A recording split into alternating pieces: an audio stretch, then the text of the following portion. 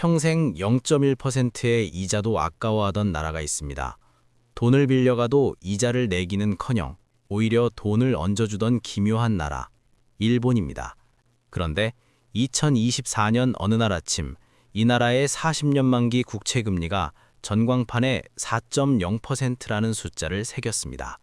이건 단순한 숫자가 아닙니다. 2007년 스티브 잡스가 아이폰이라는 걸 처음 세상에 내놓기도 전인 17년 만에 처음 보는 숫자입니다. 경제학자들은 비명을 질렀고 전 세계 트레이더들은 모니터를 붙잡고 욕설을 내뱉었습니다. 왜냐고요?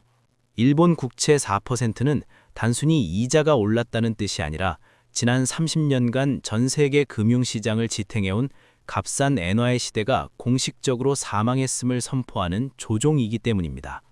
오늘 여러분께 들려드릴 이야기는 도쿄의 채권 시장에서 시작해 서울의 아파트 단지까지, 그리고 여러분의 주식 계좌까지 이어지는 거대한 돈의 폭풍에 관한 것입니다. 이 글을 끝까지 읽지 않으신다면 내일 아침 환율 뉴스를 보며 왜 내 자산이 녹아내리고 있지? 라고 자문하게 될지도 모릅니다. 이제 그 화려했던 파티가 끝나고 지옥문이 열리는 현장으로 들어가 보겠습니다. 모든 거대한 파국은 항상 선의를 가장한 유혹에서 시작합니다. 이번 사태에 방아쇠를 당긴 것은 아이러니하게도 일본 국민들을 위한다는 정부의 선물이었습니다. 기시다 내각은 지지율이 바닥을 치자 회심의 카드를 꺼냈습니다. 물가가 올라 힘드시죠? 세금을 깎아드리고 현금을 꽂아드리겠습니다. 이름하여 정액 감세 정책입니다. 국민들은 당장 지갑이 두둑해질 생각에 기뻐했을지 모릅니다. 하지만 시장의 큰 손들은 이 발표를 듣는 순간 일본 국채를 시장에 집어 던지기 시작했습니다. 왜일까요? 아주 쉬운 산수를 해봅시다. 국가가 세금을 깎아주면 나라 곳간에 들어올 돈이 줄어듭니다. 그런데 일본 정부는 쓸 돈을 줄일 생각이 전혀 없습니다. 오히려 방위비를 늘리고 경기 부양을 하겠다고 난리죠. 수입은 줄었는데 지출은 늘어난다? 답은 하나뿐입니다. 빚을 더 내야 합니다. 즉, 일본 정부가 국채라는 빈문서를 시장에 트럭째로 쏟아낼 것이라는 공포가 시장을 덮친 겁니다. 경제학의 대원칙, 공급이 넘치면 가격은 폭락합니다. 일본 정부가 저렇게 빚을 찍어대는데 누가 저 종이 조각을 사겠어? 라는 불신이 번지자 국채 가격은 바닥으로 처박혔습니다. 제가 누누이 강조하듯 채권 가격과 금리는 시소와 같습니다. 가격이 처박히니 반대편의 금리가 17년 만에 최고치인 4%로 솟구친 것입니다. 정치인들의 얄팍한 표계산이 일본 경제라는 거대한 화약고의 뇌관을 건드린 셈입니다. 하지만 금리 4%가 왜 사형선고처럼 들리는 걸까요? 미국 금리는 5%가 넘어도 잘만 버티는데 말이죠. 그 이유는 일본의 몸 상태가 이미 걸어다니는 시한폭탄이기 때문입니다. 일본의 국가 부채 비율은 GDP 대비 260%에 달합니다. 전 세계 선진국 중 압도적인 일입니다. 미국이 120% 수준이고 우리 한국이 50%대라는 것을 감안하면 일본은 이미 빚으로 만든 성 위에서 위태로운 춤을 추고 있는 꼴입니다. 자, 여기서 소름 돋는 계산을 해보겠습니다. 일본의 빚이 대략 1200조 엔이라고 칩시다. 금리가 딱 1%만 올라도 일본 정부가 추가로 내야 할 이자만 연간 12조 엔입니다. 일본 한 해 국방비보다 많은 돈이 그냥 이자 갚는데 증발해버리는 겁니다. 금리가 4%를 터치했다는 건 일본 정부가 나라 살림을 포기하고 오로지 이자만 갚다가 망할 수도 있다는 디폴트의 그림자를 시장이 본 겁니다. 이 지점에서 투자자들은 깨달았습니다. 아, 엔화는 이제 안전자산이 아니구나. 평소라면 위기가 올 때 전 세계 돈이 일본 엔화로 몰려야 하는데 이번에는 반대였습니다. 금리가 오르는데도 엔화 가치가 달러당 158년까지 추락하는 기이현상, 이른바 나쁜 금리 상승이 시작된 것입니다. 이자 조금 더 준다고? 아니, 원금 자체가 위험해 보이는데 누가 엔화를 들고 있어? 라며 돈이 썰물처럼 빠져나가는 광경. 이것이 현재 일본이 처한 잔혹한 진실입니다. 엔화 가치가 158년을 뚫었다는 것은 단순히 일본 여행 가기 좋아졌다 하는 수준의 이야기가 아닙니다. 전 세계 금융 시스템의 근간을 흔드는 엔캐리 트레이드 청산의 서막입니다. 지난 수십 년간 전 세계 투자자들은 일본을 공짜 현금 인출기로 써왔습니다. 금리가 0%인 일본에서 엔화를 빌려 금리가 높은 한국의 아파트, 미국의 나스닥 주식, 베트남의 공장에 투자했죠. 이 돈이 전 세계에 수조 달러가 퍼져 있습니다. 그런데 일본 금리가 오르고 엔화 가치가 요동치자 이들이 겁을 먹기 시작했습니다. 야, 엔화 빌린 거 빨리 갚아.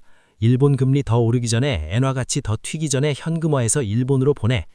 전 세계에 흩어져 있던 엔화 자금들이 한꺼번에 일본으로 회수되는 현상.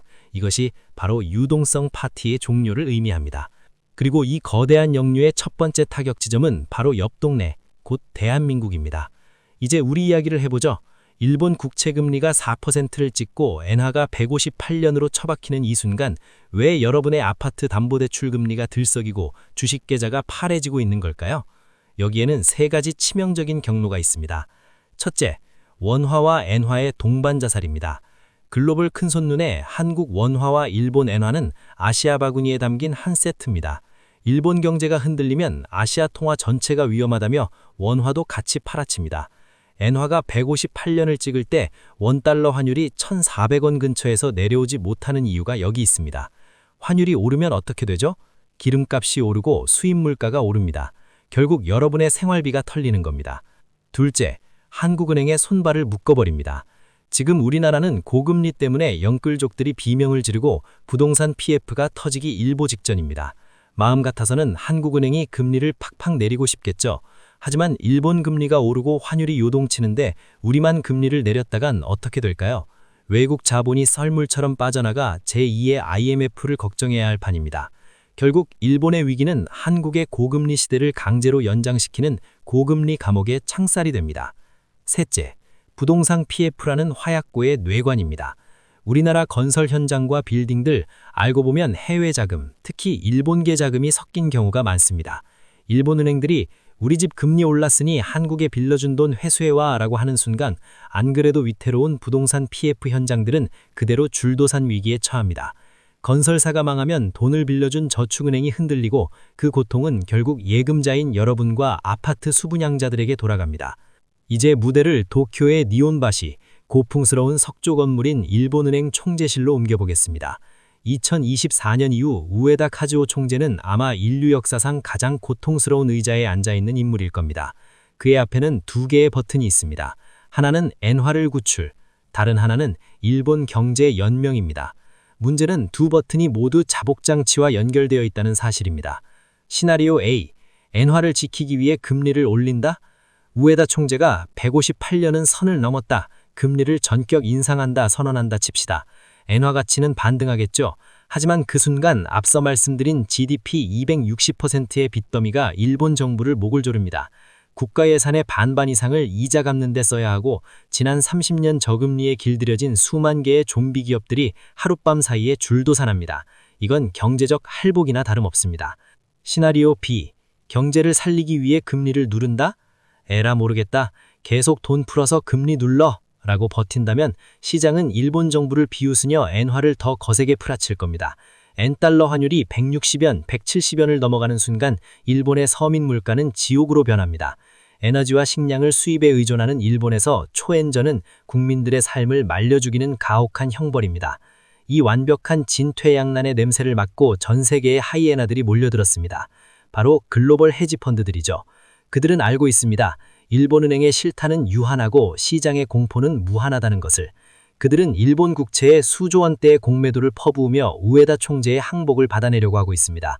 금리가 4%를 터치하던 그 순간은 사실상 일본은행의 방패에 커다란 금이 간 역사적 패배의 모습이었습니다. 자, 이제 다시 우리의 안방으로 돌아와 보죠. 일본의 이 처절한 싸움이 왜 여러분이 살고 있는 아파트의 전셋값과 매매가를 흔드는지 그 지옥의 메커니즘을 더 깊이 파고들어 보겠습니다. 많은 분이 착각합니다. 우리 집 대출은 한국은행에서 받았는데 일본이랑 무슨 상관이야? 하지만 금융시장은 거대한 혈관으로 연결된 하나의 유기체입니다. 대한민국 부동산 시장의 아킬레스건은 바로 부동산 PF입니다. 건물을 짓기 위해 빌린 수십조 원의 돈이죠. 이 PF 대출의 이자율은 시장의 단기 유동성에 의해 결정됩니다. 그런데 일본에서 엔캐리 트레이드 자금이 빠져나가면 글로벌 금융시장에 흐르던 싼 돈의 총량이 줄어듭니다. 돈이 귀해지면 당연히 이자가 오르죠. 한국의 저축은행과 증권사들은 일본바의 유동성 쇼크가 시작되자마자 몸을 사리기 시작했습니다. 일본 금리가 저 모양인데 언제 터질지 모를 한국 PF에 돈을 계속 놔둘 수 없다며 자금을 회수하는 겁니다. 결국 건설 현장에는 돈맥경화가 오고 이는 신규 분양가 상승과 공급 부족, 나아가 기존 주택의 급매물 출현으로 이어지는 도미노를 만듭니다. 일본 국채금리 4%는 단순히 이웃나라의 숫자가 아니라 한국 부동산 시장을 숨통을 조이는 보이지 않는 손입니다. 여러분의 대출 이자가 작년보다 무겁게 느껴진다면 그 배후에는 도쿄에서 시작된 이 거대한 역류가 도사리고 있는 겁니다. 결국 이 드라마의 끝은 어디일까요? 우리는 지금 부채로 쌓아올린 30년 풍요가 막을 내리는 종착역에 서 있습니다. 일본의 위기는 시작입니다. 이것은 저금리라는 마약에 취해 있던 전 세계 경제가 강제로 금단 현상을 겪는 과정입니다. 하지만 공포에만 젖어 있을 필요는 없습니다. 모든 거대한 위기는 부의 재편을 동반하기 때문입니다. 누군가 150 엔화를 보며 일본 여행 가서 명품 사자 하고 있을 때 누군가는 일본의 반도체 소부장 기업들의 가치가 엔저 때문에 얼마나 저평가되었는지를 분석합니다. 누군가는 한국의 고금리의 비명을 지를 때 누군가는 현금을 확보하며 경매 시장에 나올 알짜 매물을 기다립니다. 일본 국채금리 4%가 주는 최종적인 메시지는 명확합니다. 더 이상 공짜 돈은 없다. 이제는 진짜 체력을 가진 자산만이 살아남는다. 이 혼돈의 시대를 건너갈 여러분을 위해 실전 대응 지침 3가지를 제안합니다. 현금의 가치를 재발견하십시오. 캐시 이즈 킹. 금리가 오르는 시기에는 빚을 내서 자산을 사는 것보다 현금을 들고 기회를 기다리는 것이 가장 공격적인 투자입니다. 특히 일본발 유동성 쇼크가 한국 증시나 부동산을 한 번 더 강타할 때 그 현금은 여러분을 살릴 유일한 구명조끼가 될 것입니다. 엔테크는 짧고 날카롭게 엔화가 싸다고 해서 노후 자금을 전부 엔화 예금에 넣는 것은 도박입니다. 일본 경제의 불확실성이 해소되기 전까지 엔화는 투자가 아닌 해치 단으로만 활용하십시오. 여행 자금 정도는 지금 환전해도 좋지만 큰 돈을 움직일 때는 반드시 일본은행의 금리 인상 속도를 확인해야 합니다. 내 집 마련의 기준을 바꾸십시오. 이제 묻지마 상승이 시대는 끝났습니다. 금리가 높은 시기에는 입지보다 금리 저항력이 강한 단지를 찾아야 합니다. 즉, 대출 비중이 높은 사람들이 몰린 곳보다 실거주 비율이 높고 자산가들이 선호하는 지역으로 옥석 가리기를 시작하십시오. 오늘 들려드린 일본의 비명과 한국의 진동, 조금은 피부로 느껴지시나요? 경제는 살아있는 생물과 같습니다. 일본이라는 거대한 고래가 바다 밑바닥에서 몸부림치면 그 파동은 반드시 우리 해안가까지 밀려옵니다. 하지만 파도를 바꿀 수 없다면 우리가 해야 할 일은 더 튼튼한 배를 만드는 것입니다. 오늘의 이 긴 기록이 여러분의 자산을 지키는 단단한 가판이 되었기를 바랍니다. 숫자에 매몰되지 마십시오. 그 뒤에 숨겨진 인간의 탐욕과 공포, 그리고 국가의 운명을 읽는 눈을 가지십시오. 세상은 아는 만큼 보이고 준비한 만큼 가져가는 법이니까요.